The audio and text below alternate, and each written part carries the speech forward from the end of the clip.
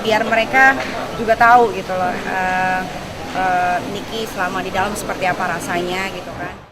Daftar kasus yang pernah membelit Nikita Mirzani. Tim penyidik dari Satreskrim Polresta Serang Kota menangkap aktris Nikita Mirzani di Mall Senayan City, Jakarta Pusat pada Kamis 21 Juli lalu. Saksi mata pengacara Ramdan Alamsyah mengabarkan bagaimana detik-detik penangkapan artis kontroversial tersebut. Kabid Humas Polda Banten Kombes Pol Sinto Silitonga mengatakan jika Mirzani ditangkap sebagai tersangka kasus Undang-Undang Informasi dan Transaksi Elektronik UU ITE atas laporan Dito Mahendra. Penangkapan itu dilakukan karena Nikita yang sudah ditetapkan sebagai tersangka dianggap tidak kooperatif selama penyidikan. Ia sudah 2 kali mangkir saat dipanggil. Dikenal sebagai aktris kontroversial, Nikita sudah beberapa kali berurusan dengan pihak kepolisian.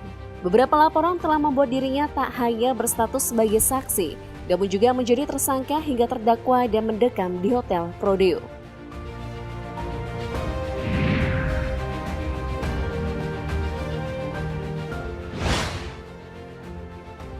Berkasus dengan Kiki The Potters. Bahkan saat kali pertama dikenal publik, Niki panggilan akrabnya sudah mengawalinya dengan kasus laporan kepolisian. Mulanya ia melaporkan pacarnya saat itu, Franz Rizky Aditya, atau lebih dikenal sebagai Kiki, vokalis band The Potters. Dia melaporkan Kiki The Potters pada tahun 2010. Ia mengaku mendapatkan tindak kekerasan dari sang pacar. Kiki The Potters tak tinggal diam. Ia melaporkan balik Nikita Mirzani dengan tuduhan yang sama. Namun entah bagaimana kasus itu berakhir sebab tidak ada konfirmasi tindak lanjutnya.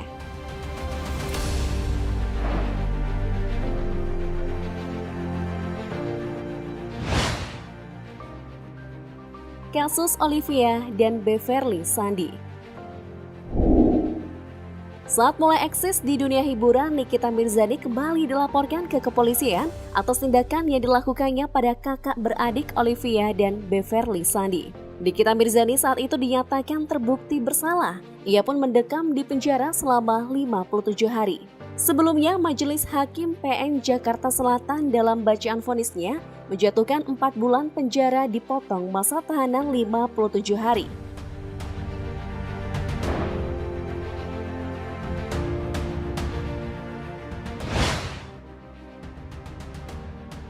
Dugaan terseret prostitusi.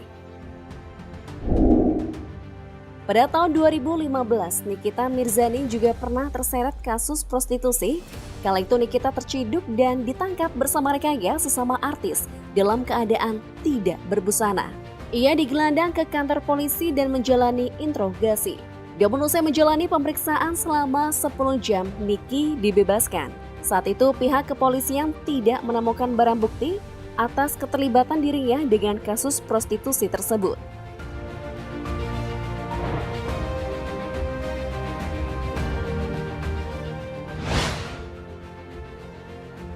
Dilaporkan menghina Panglima TNI.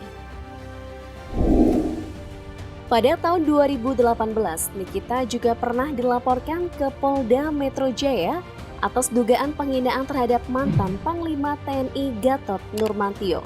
Laporan itu dilayangkan oleh Gerakan Pemuda Anti Komunis atau disebut dengan GEPAK.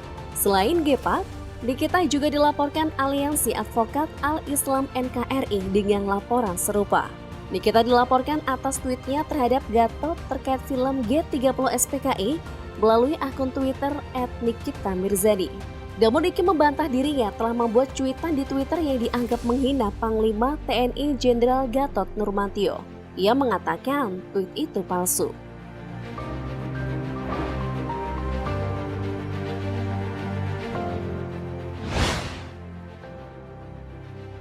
Berkasus dengan Dipo Latif. Berikan secara siri, perceraiannya dengan Dipo Latif berujung ricuh di tahun 2019. Sebelumnya pada tahun 2018 lalu, Niki diketahui membuntuti mobil Dipo Latif yang disupiri oleh Farid.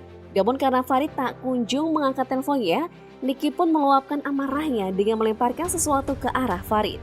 Sayangnya benda itu malah mengenai Dipo Latif yang tengah berusaha melerai. Karena pertengkaran tersebut, Nikita Mirzani dilaporkan ke kepolisian hingga berakhir vonis 6 bulan penjara bagi Niki meski tak harus menjalani hukumannya di dalam bui.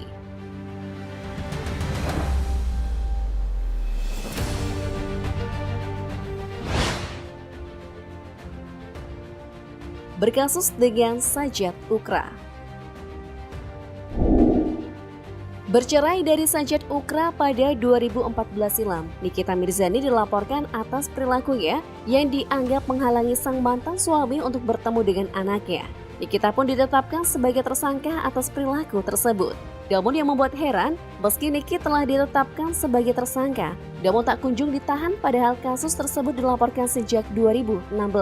Pakar hukum pidana Profesor Dr. Suparji Ahmad pada Mei 2022 memberikan catatan bahwa pihak kepolisian maupun pihak Kejati DKI Jakarta harus transparan dan bertindak tegas terkait kasus tersebut. Menurutnya, alasan penahanan Nikita Mirzani tidak dilakukan harus disampaikan secara terbuka kepada publik agar tidak menimbulkan kebingungan dan kecurigaan. Irjen Pol Dedi Prasetyo selaku Kadif Humas Polri saat itu hanya menyebut bahwa pihaknya belum mengetahui lebih lanjut terkait kasus yang dilaporkan Sajat Ukra.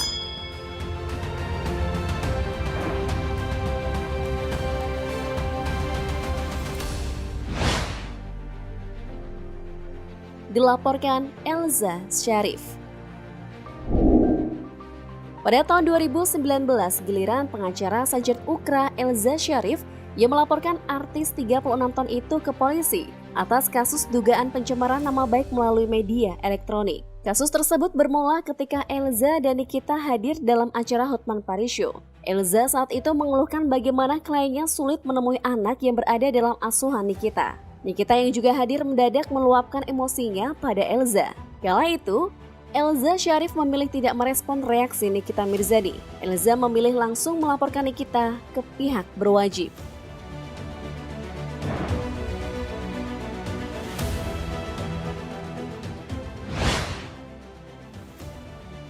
Dilaporkan menghina Habib Rizik. Nikita Mirzani sempat mengomentari kepulangan Habib Rizik pada 2020 lalu. Saat itu ia menyinggung kepulangan Imam Besar FPI Habib Rizik Syihab dan menyebutnya sebagai tukang obat. Pernyataan itu membuat pendukung Rizik geram. Bahkan salah satu pendukung Rizik, Mahir At-Twailibi, mengancam akan menggeruduk kediaman Nikita jika tidak meminta maaf. Forum Masyarakat Pencinta Ulama DKI Jakarta lantas melaporkan artis Nikita Mirzani ke polisi. Penanggung jawab FMPU DKI Jakarta Saifuddin mengatakan pihaknya melaporkan Nikita imbas pernyataan yang dianggap menghina dan mengandung ujaran kebencian terhadap Imam Besar Front Pembela Islam FPI Rizik Syihab.